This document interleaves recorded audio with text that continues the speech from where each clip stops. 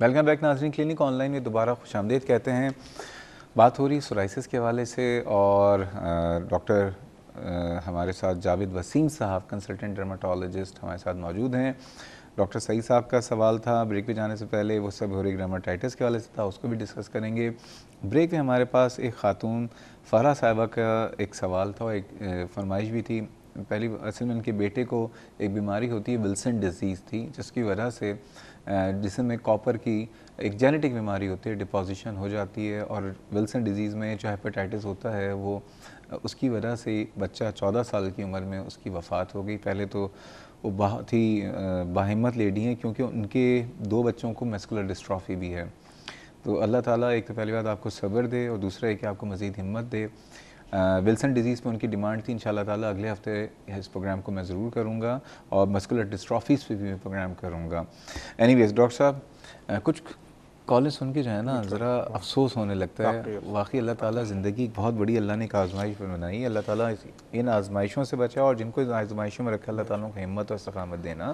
Doctor साहब, बात हो रही थी एक्जिमा और सोराइसिस, ये 2 बीमारियाँ, इसमें क्या फ़र्क है? देखिए, इसमें फ़र्क ये है बेसिकली कि एक्जिमा बहुत सारी किस्मों का होता है, ठीक है, और एक्जिमा बेसिकली काफ़ी हद तक क्योरेबल है, ठीक है। लेकिन सोराइसिस जो मैंने आपको बताया एक जेनेटिक बीमारी, एक्जिमा जनरेशन्स में रन नहीं करता। अच्छा, वो मौरूसी बीमारी नहीं है, ठीक है, वो एक इंटरनल बीमारी है और वो क्योरेबल है, वो ठीक हो जाता है, उसका दोबारा आना ज़रूरी नहीं है। लेकिन सोराइसिस एक क्रॉनिक बीमारी है, ठीक है, और वो दोबारा आने के उसके इम्कानात हैं। उसके कुछ ट्रिगरिंग फैक्टर्स हैं जिस पे आप चाहें तो डिस्कस कर लें, जो एग्रीवेटिंग फैक्टर्स होते हैं जिनकी वजह से सोराइसिस बार बार क्या आ क्या सकता है। एग्रीवेटिंग फैक्टर्स हैं? देखिए, सबसे बड़ा सोराइसिस का स्ट्रेस है। स्ट्रेस इज़ अ बहुत मेजर एग्रीवेटिंग फैक्टर है सोराइसिस का।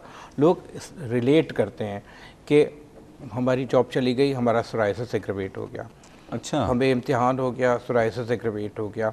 इसलिए जब पेशेंट को बताते हैं तो उसको कहते हैं अपने स्ट्रेस लेवल डाउन करो। उसके बाद कुछ अद्वियात हैं जो बहुत सारे डॉक्टर्स हैं जिनको ये नहीं पता, उनमें ख़ास तौर पे एंटी मलेरियल बीटा ब्लॉकर्स हैं। जो पहली वाली कौन सी होता है आपने? Anti malarial, anti malaria, malaria की जो मलेरिया के जो बीटा ब्लॉकर्स हैं, लिथियम है जो डिप्रेशन में दी जाती है, एसी इनहिबिटर्स हैं, इंडोमिथासिन है, ये कॉमन ड्रग्स हैं।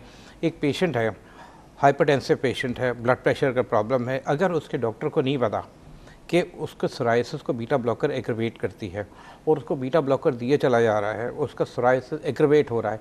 अब ये सोचें उस पेशेंट की एक साइकिल आप अंडरस्टैंड करें ना, उसका ब्लड प्रेशर बढ़ रहा है, उसका ब्लड प्रेशर उसके सोराइसिस की वजह से बढ़ रहा है, लेकिन उसके ब्लड प्रेशर की दवा की वजह से उसका सोराइसिस बढ़ रहा है।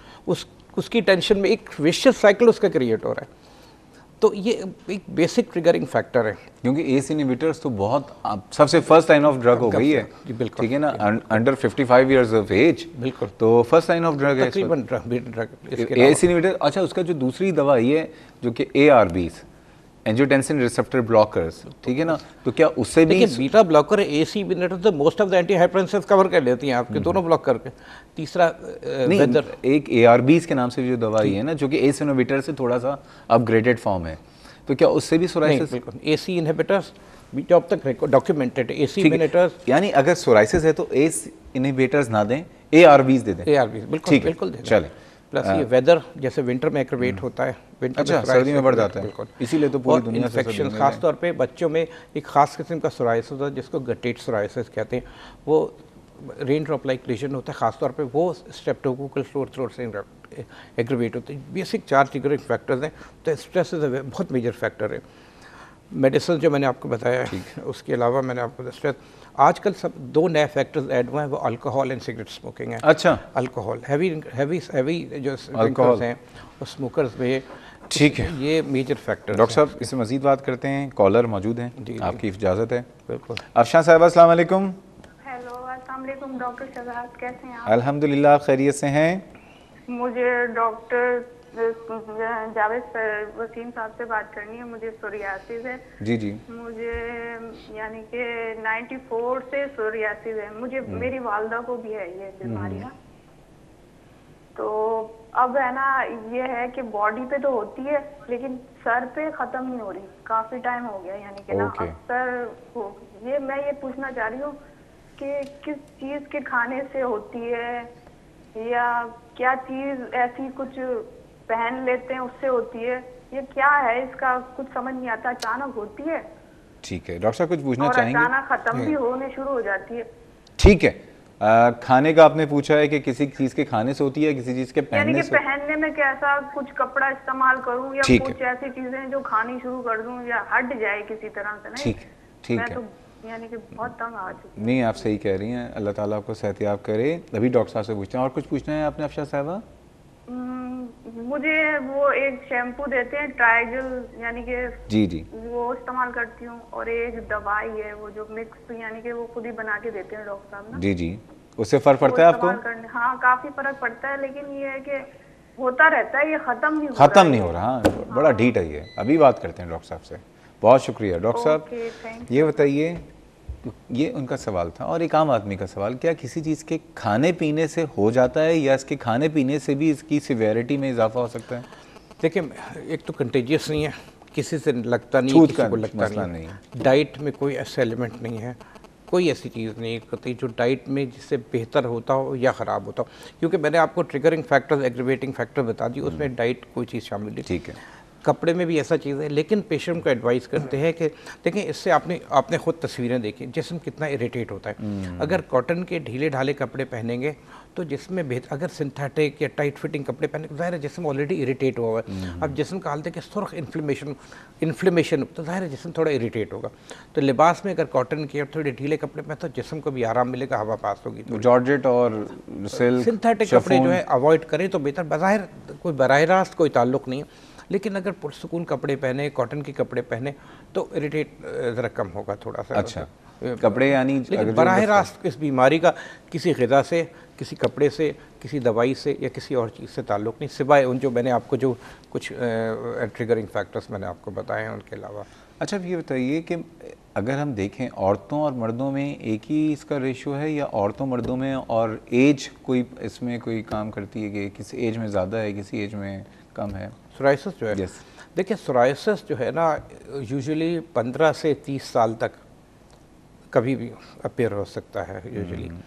यूजुअली 15 से 30 साल तक, लेकिन इसकी दो वेरिएशंस होती हैं। एक वेरिएशन ये होती है कि 15 से 30 साल तक होता है, एक ग्रुप में 60 to 40 ईयर्स के अंदर होता है। तो 60 to 40 ईयर्स में 40 to 60 40 to 60 ईयर्स तक ज़्यादा होता है, लेकिन ज़्यादातर ये देखा गया है कि 15 से 30 साल के अंदर ज़्यादा होता है। इसके अंदर अच्छा, सिगरेट स्मोकिंग का आपने कहा और अल्कोहल का कहा था कॉल से पहले, और सिगरेट स्मोकिंग तो हमारे यहाँ बहुत लोग करते हैं। सिगरेट स्मोकिंग की वजह से अगर आपकी जेनेटिक्स में है तब ये बात बिल्कुल, मैं ये बात बिल्कुल वाज़ेह कर देना चाहता हूँ कि सिगरेट ये कॉज नहीं है। अगर देखें जेनेटिक्स में मौजूद है, अगर जेनेटिक्स में मौजूद है तो फिर सोराइसिस को कॉज नहीं करता, एग्रवेट करता है। ये बुनियादी बात याद रखें कि सोराइसिस इनकी वजह से, वो भी एक पर्टिकुलर मिक्स ऑफ जेनेटिक और इम्यून सिस्टम मिल जाता है ना। जैसे एक आदमी है, अगर किसी के दादा को है तो ज़रूरी नहीं है कि बेटे को ना हो, तो ज़रूरी नहीं है कि उसके पोते को भी नहीं होगा, वो एक जनरेशन स्किप कर सकता है। ओके, तो ये हो सकता है, लेकिन जेनेटिक्स में ये होता है। तो अगर उसके अंदर जेनेटिक्स मौजूद है, वो पॉजिटिव है, तो फिर सिगरेट स्मोकिंग और अल्कोहल, ये अभी रिसेंटली पहले इन पे क्वेरी होती, अभी 2 साल पहले ये डॉक्यूमेंटेशन हुई है, हो गई है। ये डॉक्यूमेंटेशन है कि alcohol beyond a certain limit और स्मोकिंग बियॉन्ड सर्टेन लिमिट। इसीलिए जो हैवी स्मोकर्स होते हैं उनका सोराइसिस अगर ट्रीटमेंट को रिस्पॉन्ड नहीं कर रहा होता, उनको कहते हैं अपना स्मोकिंग क्विट करें, अल्कोहल मॉडरेशन में चले जाएं। ये आजकल गाइडलाइंस जो सोराइसिस मैनेजमेंट की गाइडलाइंस हैं ना, उनमें काफ़ी टॉप पर है आजकल थोड़ा। अच्छा, मैं चाहूँगा कि दोबारा सोराइसिस की जो पिक्चर्स हमने पहले हिस्से में चलाई थी दोबारा चलाई जाएं, ताकि वो व्यूअर जिन्होंने अभी ज्वाइन किया होगा सोराइसिस की पिक्चर्स देख के अंदाज़ा ज़रूर जाए कि वो किस तरह की स्किन डिजीज़ है। डॉक्टर साहब ये बताइए कि अगर किसी को है, जैसे ही दोबारा देखेंगे डॉक्टर साहब, ये आपने जो कहा था सर का है, ये स्कैल्प सोराइसिस है, ये हैंड सोराइसिस है, ये हैंड का। अब ये स्किन तक ही रहता है या स्किन से और भी, जैसे कि हमने देखा नाखून भी इसमें इन्वॉल्व हैं, इसके अलावा इसमें और कॉम्प्लिकेशंस भी रहती हैं? इनमें बुनियादी तौर पर जिस्म के 3 हिस्से इन्वॉल्व होते हैं।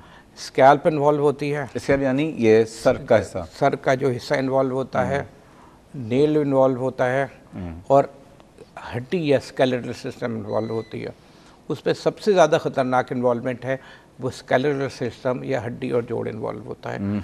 ये देखें, ये क्लासिकल सोराइसिस है नीज एंड एल्बोज में, कोहने और घुटनी में, कहीं नहीं देखें तो कोहनी और घुटने में होता है। ये सर्कस स्कैल्प सोराइसिस है, ये क्लासिकल साइट्स कहलाती हैं, कोहनी और घुटना। लोग ये समझते हैं ये नाखून तो बिल्कुल डिस्ट्रॉफिक नेल्स हो जाते हैं, बिल्कुल तबाह हो जाते हैं। ये देखिए डिस्ट्रॉफिक नेल्स कहलाते, नेल प्लेट बिल्कुल ख़राब हो जाती है इसमें। अच्छा, पेनफुल कंडीशन है नेल्स में अगर हो? इची कंडीशन है, पेनफुल नहीं खारिज होती है बिल्कुल बिल्कुल। लेकिन देखें क्लासिकल साइट सोराइसिस की कभी कभी कुछ लोगों को कुछ नहीं होता, सिर्फ घुटने पे एक रैश होता है, वो भी सोराइसिस होता है। पूरे जिस्म में छिलके उतर रहे थे, वो भी सोराइसिस होता है। कुछ लोग कहते हैं कि यहाँ नमाज पढ़ रहे थे तो रगड़ से एक छिलका सा बन के, वो स्टिल दैट इज सोराइसिस। अच्छा, क्योंकि जब वो नमाज रब जगह पढ़ते हैं तो वो एक स्ट्रेस होता है, एक ट्रॉमा होता है, कहीं का ट्रॉमा होगा। पेशेंट सोराइसिस की टेंडेंसी सर्जिकल ट्रॉमा होगा, वहाँ सोरियाटिक रैश बन जाता है उसका थोड़ा सा। डॉक्टर साहब एक कॉलर है मिसेस जावेद, उनको शामिल करते हैं। अस्सलाम वालेकुम मिसेस जावेद साहिबा। जी अस्सलाम वालेकुम। कैसी हैं आप, ठीक हैं? डॉक्टर साहब से बात करनी थी, आपका प्रोग्राम बहुत अच्छा है। I want to really appreciate your program. बहुत शुक्रिया जनाब। एक्चुअली मुझे डॉक्टर साहब से पूछना था, मेरे हस्बैंड को पामो प्लांटेड सोराइसिस है। ओके। तो he has been treating since long, लेकिन इतना ज्यादा इफेक्ट नहीं हुआ है। तो व्हाट इज द कॉज? आपसे मैंने सुना है स्ट्रेस रिलेटेड है। स्मोकिंग करते हैं आपके हस्बैंड? जी बिल्कुल, स्मोकिंग नहीं करते, अल्कोहल नहीं लेते, वो तो बहुत ही ज्यादा मतलब ये कि परहेज करते बड़े हैं। फरिश्ता सिफत इंसान है ये तो। जी बिल्कुल, नो डाउट। तो ठीक है, पाल्मो प्लांटर सोराइसिस है उनको? जी, it is on the palms and the soles. ठीक है, पाल्मो प्लांटर। अच्छा बताए, पाल्मो प्लांटर सोराइसिस में पस्ट्यूल्स बनती हैं, पस के दाने बनते हैं? नहीं नहीं, बस स्किन ड्राई और ब्लैक हो जाती है और उसमें कोई पेन वेन नहीं है। ठीक है। लेकिन हमने बहुत से डॉक्टर्स को दिखाया, कोई ऐसा जितना फायदा नहीं हुआ। नाखून बहुत ज्यादा खराब तो नहीं होते, टूट के गिरते नहीं? नेल्स वगैरह में कहीं नहीं है, सिर्फ पाम्स एंड द सोल्स। ठीक है, ठीक है जी। अभी आपके सवाल का जवाब देते हैं और डॉक्टर सही साहब के सवाल का जवाब भी ब्रेक के बाद ज़रूर देंगे। और सबसे पहले डॉक्टर सही साहब के सवाल का ही जवाब देंगे। नाज़रीन, बात हो रही है सोराइसिस के वाले से, एक दरख्वास्त करूँगा, आप लोगों की कॉल आती है ना तो बहुत अच्छा लगता है। हम बैठे ही आपके लिए हैं और किसी एक को भी ज़रा सा भी फ़ायदा इस प्रोग्राम से हो जाए तो हमारा शायद मकसद पूरा हो जाएगा। लेकिन टीवी का वॉल्यूम बंद कर देंगे ना तो मकसद बेहतर तरीके से पूरा होगा। लेकिन जा रहे हैं छोटे से ब्रेक पे, हमारे साथ रहिएगा।